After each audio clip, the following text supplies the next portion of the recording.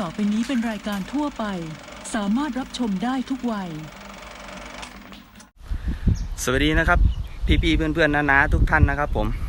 สำหรับวันนี้นะครับผมชิงหลิวพเนจรสนเมืองนนท์นะครับก็จะพาทุกท่านนะครับมาตกปลานะครับผมวันนี้ผมจะพามาตกที่คลองลากค้อนนะครับผมไม่รู้ว่าจะมีตัวหรือเปล่านะครับผมเพราะว่าพื้นที่ตรงนี้นะครับตลิ่งชันมากสัปดาห์ที่แล้วผมกะว่าจะมาตกตรงนี้แหละครับแต่ผมไม่ได้เตรียมพร้อมที่จะมาตกสำหรับตลิ่งชันแบบนี้สำหรับวันนี้ผมคิดว่าผมจะหาวิธีลงไปตกข้างล่างนะครับผมว่ามันจะได้ตัวหรือเปล่านะครับผมมีพี่ๆเพื่อนๆน้าๆนะที่เขา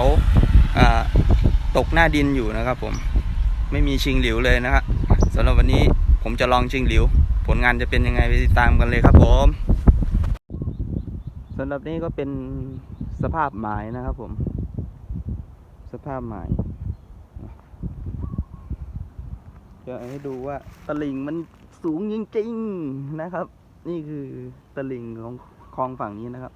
ถ้าอยากจะชิงหลิวได้นะครับต้องหาวิธีข้ามไปฝั่งโน้นนะครับซึ่งก็ไม่รู้ว่าจะข้ามได้ณจุดไหนเหมือนกันนะครับ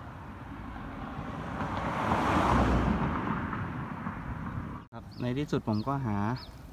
ทางมาลงหมายฝั่งนี้ได้นะครับผมนี่ครับตรงนี้จะเป็นทางปากท่อน้ำนะครับแต่ตอนนี้น้ำไม่ไหลนะครับแล้วก็มันสูงอยู่นะครับผมถือว่าเหมาะครับเป็นช่องสำหรับพอดีคนลงไปเลยนะครับเดี๋ยวผมเตรียมของอุปกรณ์นะครับสำหรับอุปกรณ์ที่จะเอาลงมาตกผมก็จะเอาลงมาเท่าที่จำเป็นเท่านั้นนะครับผมก็อาจจะเอาแค่คันเบ็ดระยะที่จะตกนะครับเอาลงมาสักน้ำไหลอย่างนี้น่าจะตกระยะ36กับ27นะครับเอาสั้นๆใกล้ๆตลิ่งนะครับผมลองดูนะครับ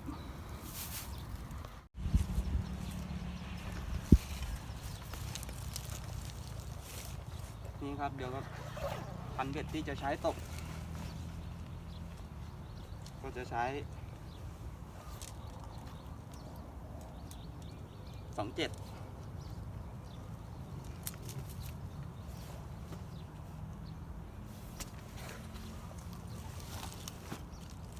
กับ36นะครับเพราะว่าน้ำไหลนะครับจะตกใกล้ๆตัวแล้วก็จะใช้ทุ่นหนักๆนะฮะตะกั่วทวงตะกั่วเยอะๆนะครับ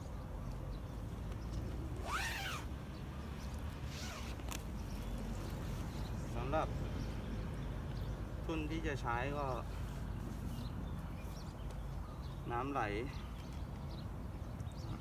เดี๋ยวจะเอาตัวนี้นะฮะทุ่นหางยาวกับตัวนี้ครับ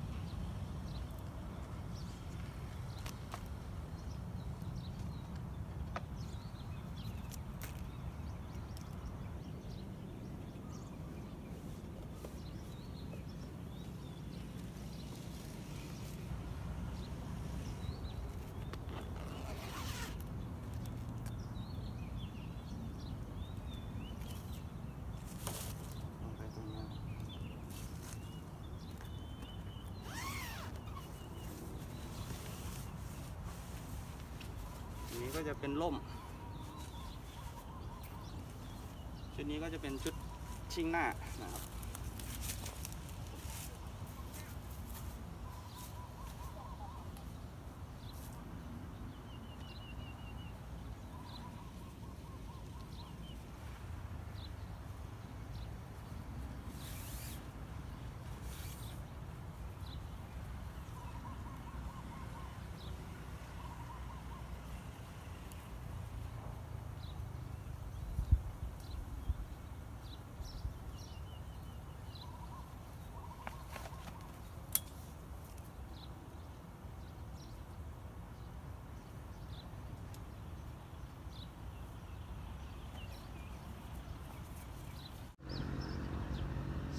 สำหรับเหยื่อใช้เหยื่อสูตรนั่งเหงาจนข้าวบูดนะครับ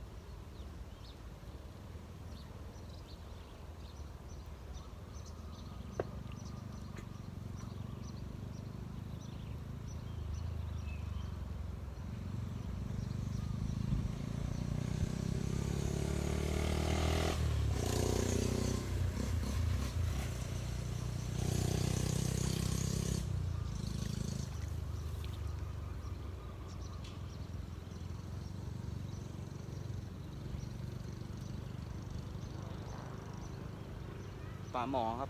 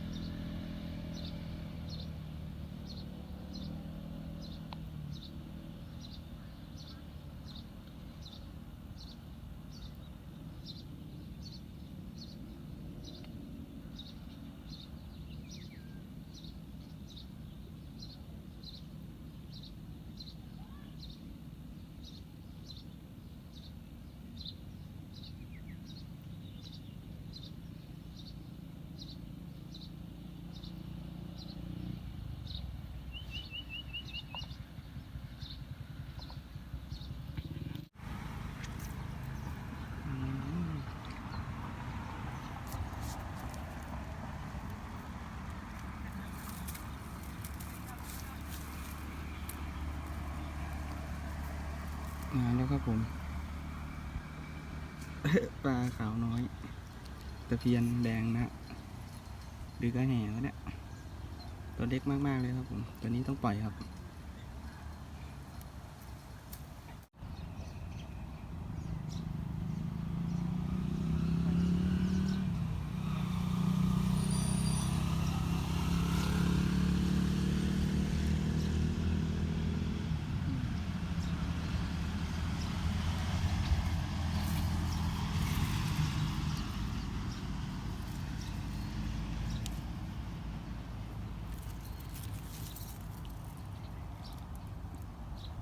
ปลาตะเพียนครับผมไซส์สวยครับ3 นิ้ว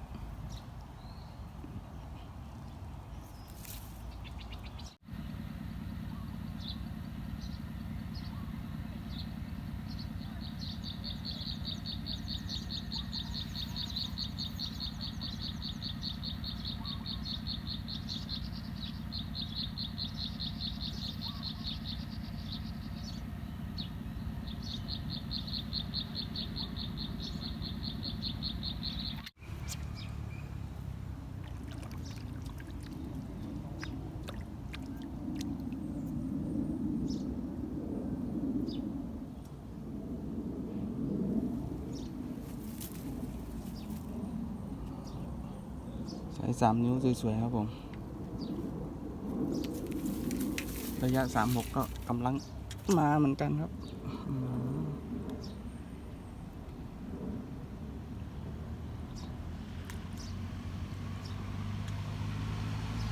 อันนั้นจะขอเบ็ดหลุดนะครับเดี๋ยวค่อยปลูกใหม่ครับ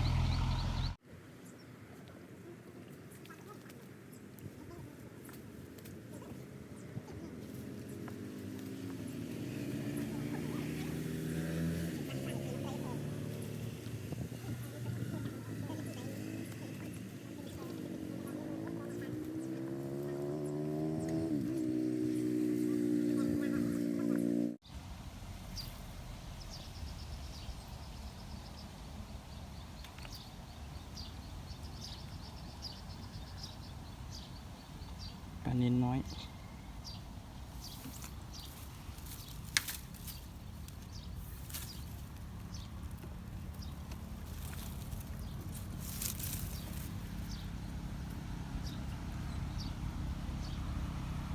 อยมากนะครับตัวนี้ต้องปล่อยนะครับ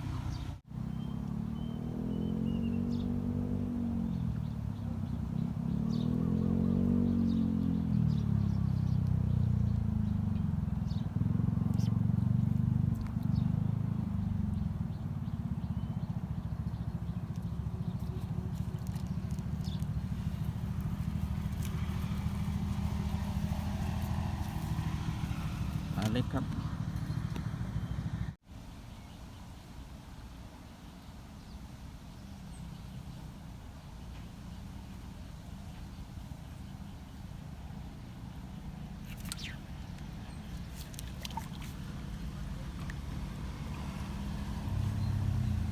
นายนะครับ1 ตัว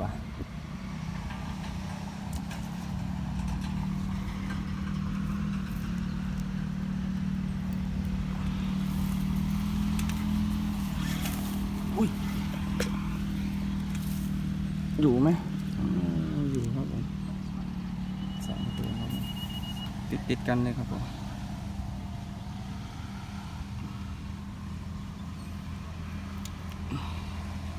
4 นิ้วครับตัวนี้ไซส์ใหญ่อยู่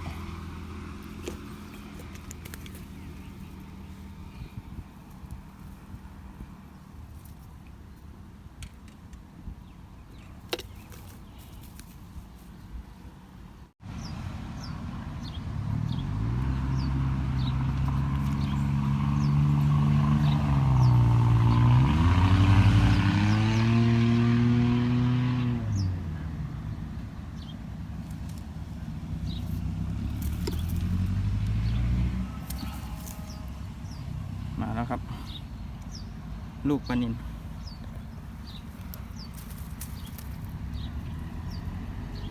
คือวันนี้มันไม่มีพื้นที่ที่จะให้ตั้งกล้องนะครับตั้งลำบากมากเลยนะครับคือผมเจาะเข้ามาได้แค่พื้นที่ของตัวเองนะครับดูครับอันนี้ครับผม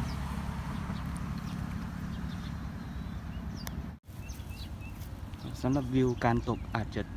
ดูไม่ดีสักนิดนึงนะครับเพราะว่าพื้นที่การตั้งกล้องแทบจะไม่มีเลยนะครับ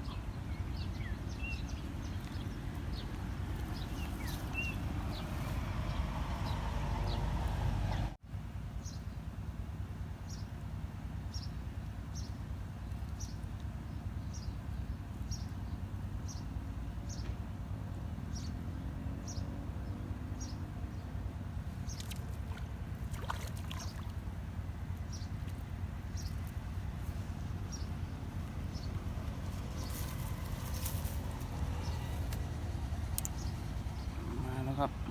ปลาหมอ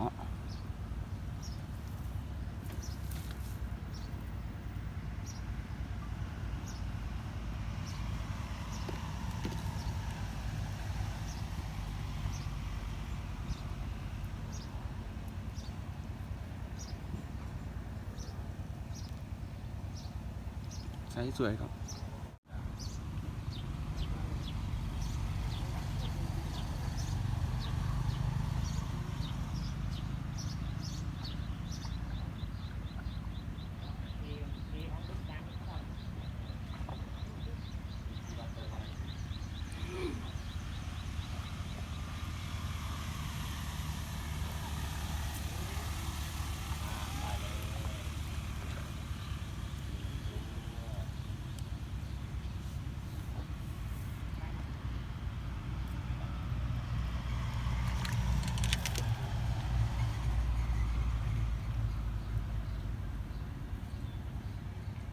หนึ่งงานครับผม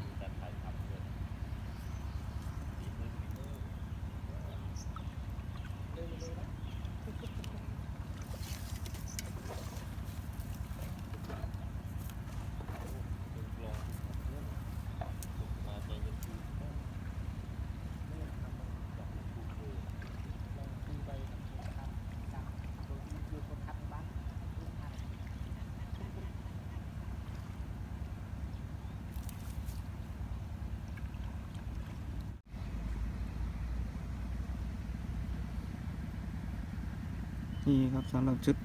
ซูมก็จะเป็น iPhone SE นะครับแล้วก็จะเป็นชุดเลนส์ซูมนะครับ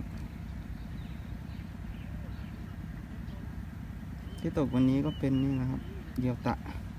27 กับ 36 ตอนนี้เป็นไม้ตายนะครับ อาการก็จะเอ็นไปตามน้ำนะครับทุนเพราะว่าน้ำไหลขึ้นลงนะครับน้ำ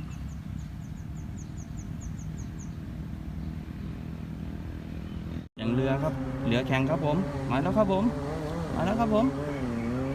ลุ้นครับผม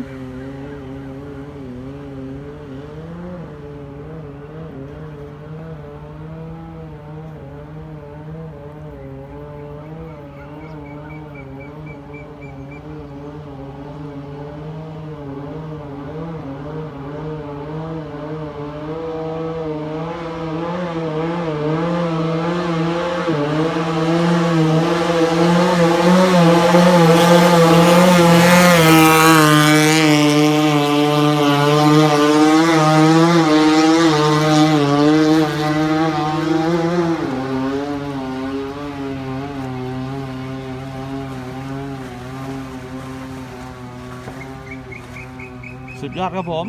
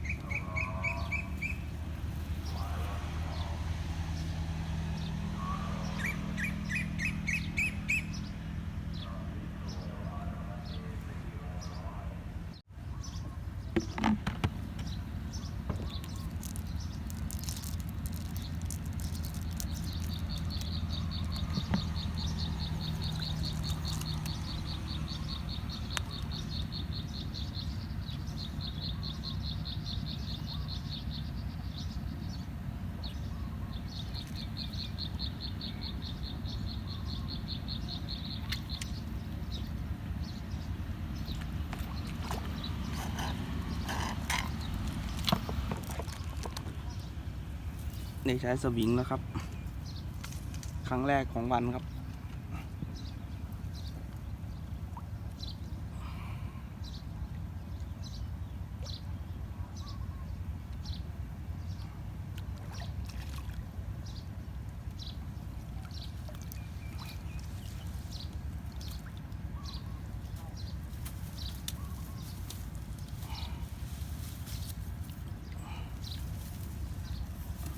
ก่อนปิดเกมครับเพิ่งปิดกล้องไปเมื่อกี้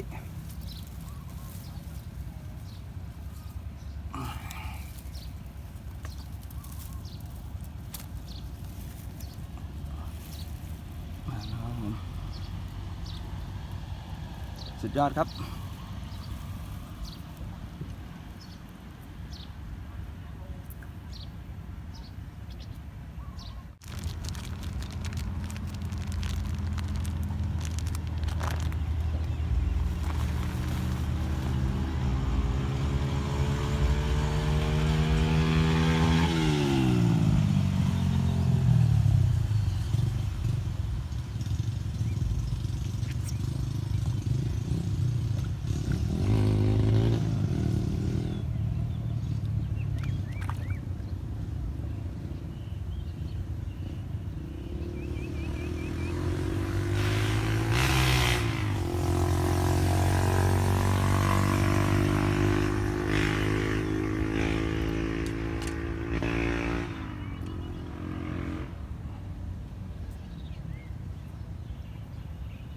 มองสวยครับไซส์นี้ครับผมสำหรับตอนนี้ก็ได้เวลาบ่าย3 โมงแล้วนะครับผมตอนนี้ผมก็เก็บของเสร็จแล้วนะครับกำลังจะกลับบ้านแล้วครับผมมาชมผลงานวันนี้กันครับผมสำหรับปลานะครับตัวเล็กนะครับ คือมันกินลึกนะครับไม่สามารถปล่อยได้นะครับถ้าปล่อยไปมันก็ตายนะครับผม